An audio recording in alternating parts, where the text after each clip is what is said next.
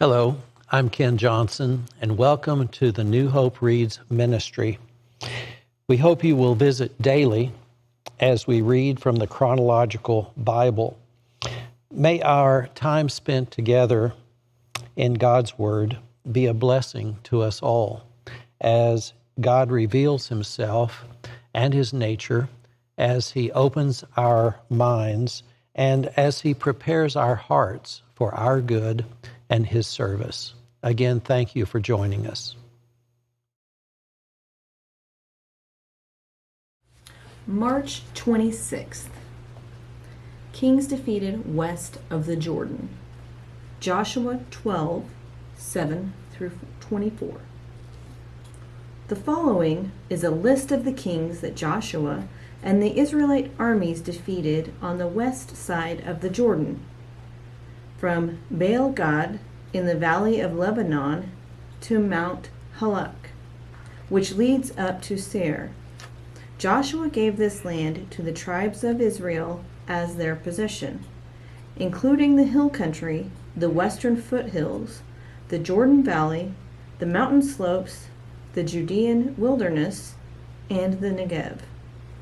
The people who lived in this region were the Hittites, the Amorites, the Canaanites, the Perizzites, the Hivites, and the Jebusites. These are the kings Israel defeated: the king of Jericho, the king of Ai near Bethel, the king of Jerusalem, the king of Hebron, the king of Jarmuth, the king of Lachish, the king of Eglon, the king of Gezer, the king of Debir, the king of Jeder, the king of Hormah, the king of Arad, the king of Libnah, the king of Adullam, the king of Makkadah, the king of Bethel, the king of Tappuah, the king of Hepher, the king of Aphek, the king of Lasharon, the king of Madon, the king of Hazar, the king of Shimron Meron, the king of Aksheph, the king of Tanakh, the king of Megiddo, the king of Kadesh, the king of Jokneam in Carmel, the king of Dor in the town of Naphoth Dor, the king of Goyim in Gilgal, the king of Tirzah. In all, 31 kings were defeated. The land yet to be conquered. Joshua 13, 1 through 7. When Joshua was an old man, the Lord said to him, "You are growing old, and much land remains to be conquered. This is the territory that remains: all the regions of the Philistines and the Geshurites, and the larger territory of the Canaanites, extending from the stream of Shihor on the border of Egypt northward to the boundary of Ekron.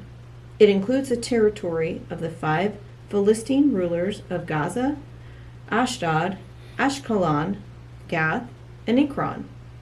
The land of the Avites in the south also remains to be conquered. In the north, the following area has not yet been conquered: all the land of the Canaanites, including Mearah, which belongs to the Sidonians, stretching northward to Aphek on the border of the Amorites, the land of the Jebusites, and all of the Lebanon mountain area to the east, from Baal Gad below Mount Hermon to Lebo Hamath, and all the hill country from Lebanon to Misrephoth Maim, including all the land of the Sidonians. I myself will drive these people out of the land ahead of the Israelites. So be sure to give this land to Israel as a special possession, just as I have commanded you. Include all this territory as Israel's possession when you divide this land among the 9 tribes and the half-tribe of Manasseh. The land divided east of the Jordan. Joshua 13, 8 through 13. Half the tribe of Manasseh and the tribes of Reuben and Gad had already received their grants of land on the east side of the Jordan, for Moses, the servant of the Lord, had previously assigned this land to them. Their territory extended from Aroer on the edge of the Arnon Gorge, including the town in the middle of the gorge, to the plain beyond Medeba, as far as Dibon. It also included all the towns of King Sihon of the Amorites, who had reigned in Heshbon, and extended as far as the borders of Ammon. It included Gilead, the territory of the kingdoms of Geshur and Maacah, all of Mount Hermon, all of Bashan as far as Salcah, and all the territory of King Og of Bashan, who had reigned in Ashtaroth and Edrei. King Og was the last of the Rephaites, for Moses had attacked them and driven them out. But the Israelites failed to drive out the people of Geshur and Maacah, so they continue to live among the Israelites to this day. An inheritance for the tribe of Levi. Joshua 13, 14. Moses did not assign any allotment of land to the tribe of Levi. Instead, as the Lord had promised them, their allotment came from the offerings burned on the altar to the Lord, the God of Israel. The land given to the tribe of Reuben. Joshua 13, 15 through 23. Moses had assigned the following area to the clans of the tribe of Reuben. Their territory extended from Aroer on the edge of the Arnon Gorge, including the town in the middle of the gorge, to the plain beyond Medeba. It included Heshbon and the other towns in the plain, Dibon, Bamoth Baal, Beth Baal Meon, Jahaz, Kedemoth, Mepheth, Kiriathaim, Sibmah, Zerath Shehar, on the hill above the valley, Beth Peor, the slopes of Pisgah, and Beth Jeshimoth. The land of Reuben also included all the towns of the plain and the entire kingdom of Sihon. Sihon was the Amorite king who had reigned in Heshbon and was killed by Moses along with the leaders of Midian, Evi, Rechem, Zur, Hur, and Reba, princes living in the region who were allied with Sihon. The Israelites had also killed Balaam, son of Beor, who used magic to tell the future. The Jordan River marked the western boundary for the tribe of Reuben. The towns and their surrounding villages in this area were given as a homeland to the clans of the tribe of Reuben. The land given to the tribe of Gad. Joshua 13, 24 through 28. Moses had assigned the following area to the clans of the tribe of Gad. Their territory included Jazer, all the towns of Gilead, and half of the land of Ammon. As far as the town of Aroer, just west of Rabbah, it extended from Heshbon to Ramoth Mizpeh and Betonim, and from Mahanaim to the territory of Lodabar. In the valley were Beth Haram, Beth Niram, Succoth, Zaphon, and the rest of the kingdom of Sihon of Heshbon. The western boundary ran along the Jordan River, extended as far north as the tip of the Sea of Galilee, and then turned eastward. The towns and their surrounding villages in the area were given as a homeland to the clans of the tribe of Gad.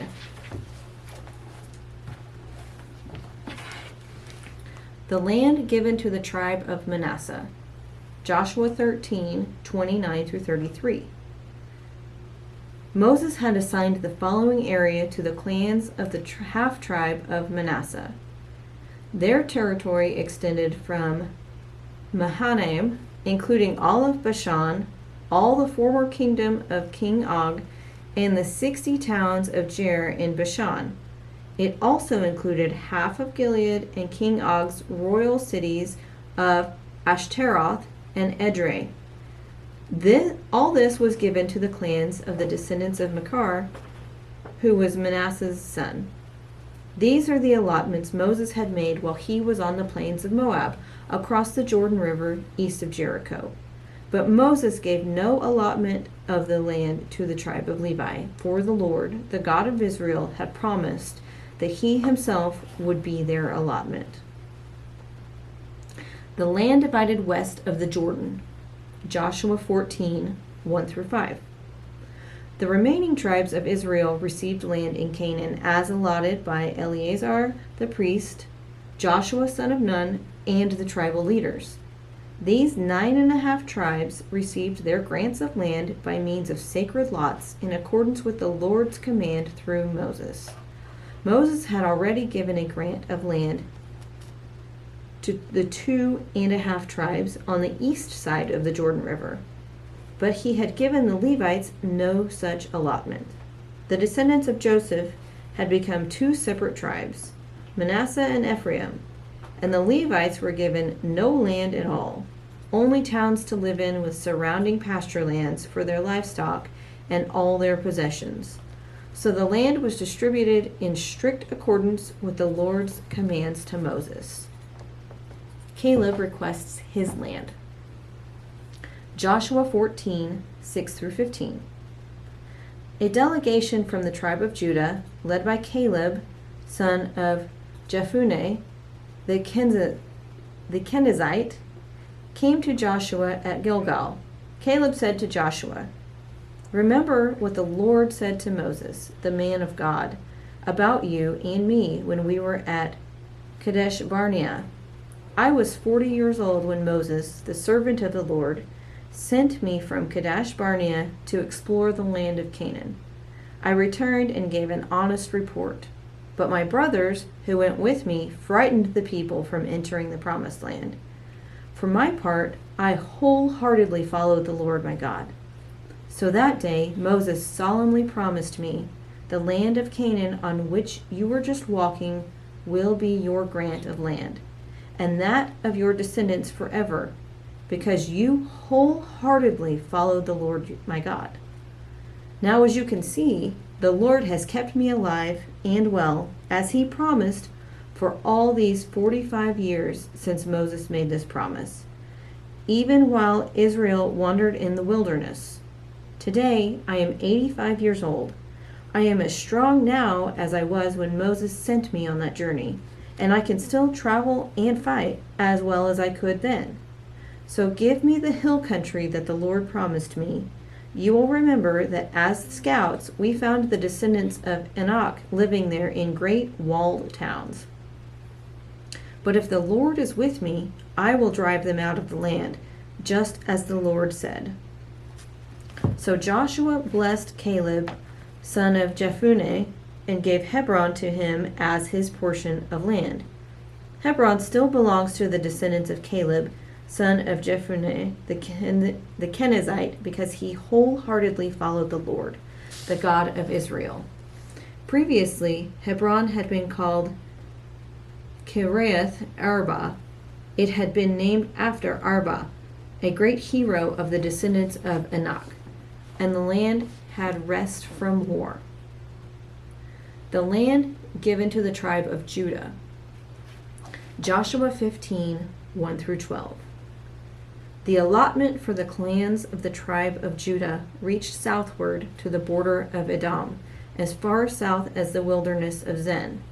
The southern boundary began at the south bay of the Dead Sea, ran south of Scorpion Pass into the wilderness of Zin, and then went south of Kadesh Barnea to Hezron. Then it went up to Adar, where it turned toward Karka. From there it passed to Asmon until it finally reached the brook of Egypt, which it followed to the Mediterranean Sea. This was their southern boundary. The eastern boundary extended along the Dead Sea to the mouth of the Jordan River. The northern boundary began at the bay where the Jordan River empties into the Dead Sea, went up from there to Beth Hoglah, then proceeded north of Beth Arabah to the stone of Bohan. Bohan was Reuben's son. From that point, it went through the valley of Achor to Debir, turning north toward Gilgal, which is across from the slopes of Adumim on the south side of the valley. From there, the boundary extended to the springs at En-Shemesh and onto En-Rogal. The boundary then passed through the valley of Ben-Hinnom along the southern slopes of the Jebusites, where the city of Jerusalem is located. Then it went west to the top of the mountain above the valley of Hinnom and on up to the northern end of the valley of Rephaim. From there, the boundary extended from the top of the mountain to the spring at the waters of Nephtoah, and from there to the towns on Mount Ephron. Then it turned toward Bela, that is, Kiriath Jearim. The boundary circled west of Bela to Mount Seir, passed along to the town of Kesalon on the northern slope of Mount Jearim, and went down to Beth Shemesh and on to Timnah. The boundary then proceeded to the slope of the hill north of Ekron, where it turned toward Shikkeron and Mount Bela. It passed Jabneel and ended at the Mediterranean Sea. The western boundary was on the shoreline of the Mediterranean Sea. These are the boundaries for the clans of the tribe of Judah. The land given to Caleb.